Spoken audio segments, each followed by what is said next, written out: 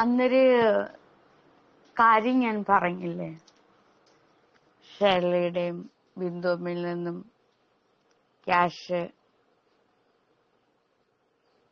അത് നമുക്ക് മറ്റൊരാൾക്ക് കൊടുക്കാമെന്ന്. തൊട്ടടുത്ത നിമിഷം തന്നെ എനിക്കൊരു ശബ്ദ സന്ദേശം വന്നു, ഒരു ദൈർഘ്യമുള്ള. അപ്പോഴെനിക്ക് തോന്നി അത് വേണ്ട എന്ന്.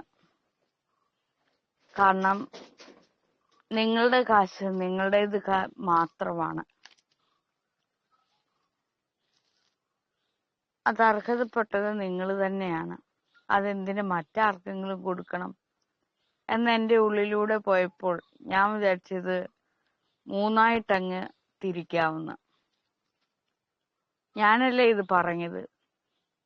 അപ്പോൾ നിങ്ങളുടെ രണ്ടുപേരുടെയും ക്യാഷ്, ബിന്ദുവിൽ നിന്നും ഇത്തിരി കാശ് ഞാൻ ഷെർലിയുടെ ഭാഗത്ത് വിട്ടു. ബിന്ദുമ്മയുടെ ഇത്തിരി കാശ് ഞാൻ എനിക്ക് എടുത്തു. അതുപോലെ ഷേർലിയുടെ ഇത്തിരി ക്യാഷ് ഞാൻ ബിന്ദുമ്മയ്ക്കും കൊടുത്തു. ഷേർലിയുടെ ഇത്തിരി ക്യാഷ് ഞാൻ എനിക്കും എടുത്തു. എന്നാൽ എനിക്ക് എടുത്ത കാശ് ഞാൻ ഇത്തിരി കൂട്ടിയാ എടുത്തത് കേട്ടോ. ഞാൻ ഇത്തിരി അല്പം കൂട്ടിയെടുത്ത്. നിങ്ങൾക്ക് രണ്ടുപേർക്കും തുല്യ തുകയാണ് കേട്ടോ. രണ്ടുപേർക്കും തുല്യമായിട്ടുള്ള തുകയാണ് ഞാൻ ഇട്ടേക്കുന്നത്. എന്നാൽ അക്കൂട്ടത്തിൽ ഞാൻ ഇത്തിരി കൂട്ടിയെടുത്തിട്ടുണ്ട്. അപ്പോൾ ഷേർലിയമ്മയുടെ ഇത്തിരി കാശ് ബിന്ദുമ്മയ്ക്കും പോയി, ബിന്ദുമ്മയുടെ ഇത്തിരി ക്യാഷ് ഷേർലിയമ്മക്കും പോയി.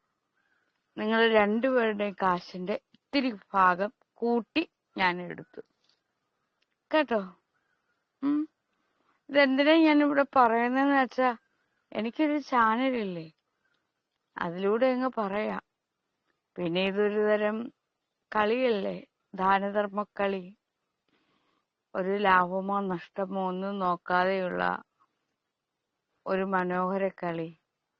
വല്ലപ്പോഴും ഒക്കെ ഇങ്ങനെ നമ്മുടെ അടുക്കിലേക്ക് പണം എത്തുന്ന ഒരു കളി അല്ലേ?